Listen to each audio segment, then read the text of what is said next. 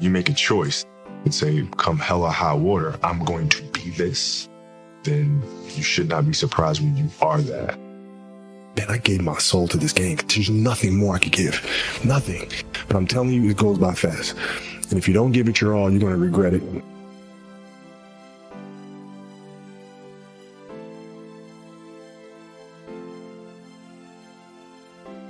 I love what I do.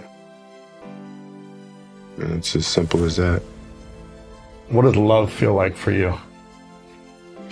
What does love feel like? So I think I describe it as a beautiful journey. You know, it has its ups and downs. Things are never perfect. But through love, you continue to persevere. And you move through them. You move through them. Through that storm, beautiful sun emerges. Right? And inevitably another storm comes. And guess what? You ride that one out too. So I think love is a certain determination and persistence to go through the good times and the bad times with the someone or something that you truly love.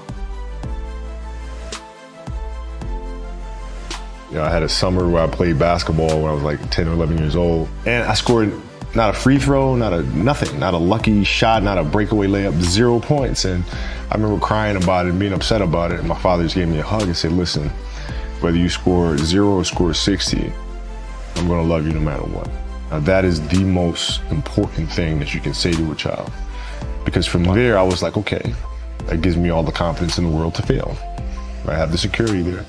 But to hell with that, I'm scoring 60. There's a choice that we have to make as people, as individuals. If you want to be great at something, there's a choice that you have to make. We all can be masters at our craft, but you have to make a choice. And what I mean by that is the inherent sacrifices that come along with that. I had a purpose. I wanted to be one of the best basketball players to ever play. And anything else that was outside of that lane, I didn't have time for. So everything I saw, whether it was TV shows, whether it was books I read, people I talked to, everything was done to try to learn how to become a better basketball player. Everything. So when you have that point of view, then literally the world becomes your library. The Mamba mentality simply means trying to be the best version of yourself. That's what the mentality means. It means every day, you're trying to become better. And it's a constant quest. It's an infinite quest.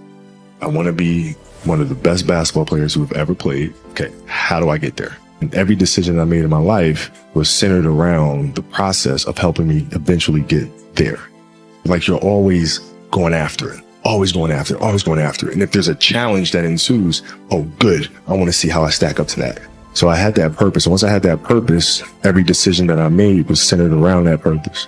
I think the best way to prove your value is to work, is to learn, is to absorb, to be a sponge. You always want to outwork your potential. As hard as you believe you can work harder than that. So you go after it. What I've learned is to always keep going, always. There's been times, particularly early in my career, where it just feels like this is the end. But what I've come to find out is that, no matter what happens, the storm eventually ends. And when the storm does end, you want to make sure that you're ready. And I gave my soul to this game, man. There's nothing more I could give. Nothing. You guys know that, if you do the work, you work hard enough, dreams come true. You know that, we all know that. But hopefully what you get is the understanding that those times when you get up early and you work hard, those times when you stay up late and you work hard, those times when you don't feel like working, you're too tired, you don't want to push yourself, but you do it anyway. That is actually the dream.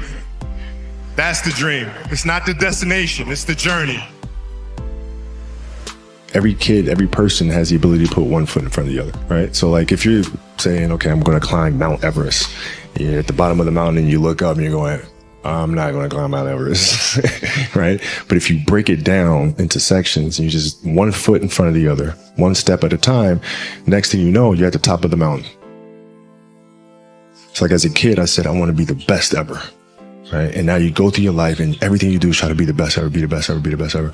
And as you get older, you start understanding that those things are very superficial things, right? And everybody has a different opinion about it. No matter what you do, I can win 20 championships. There's always an opinion on who's the best. Everybody has different opinions. And so I started really kind of understanding maybe that's not the important thing. Maybe the important thing is to, you know, how do we as a team grow? How do I help my teammates be better? So that was the first change for me. And then as I got older still, it became more about how are you inspiring others, right, to find themselves. That is the ultimate championship. How do you use your passion and use that to inspire somebody else to create their passion?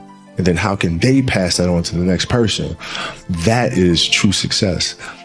The lesson I cherish the most is how important it is to love what you do. Always seek out things you love and always work hard once you find it. You can't stop people from trying to limit your dreams, but you can stop it from becoming a reality. This is what we talk about all the time.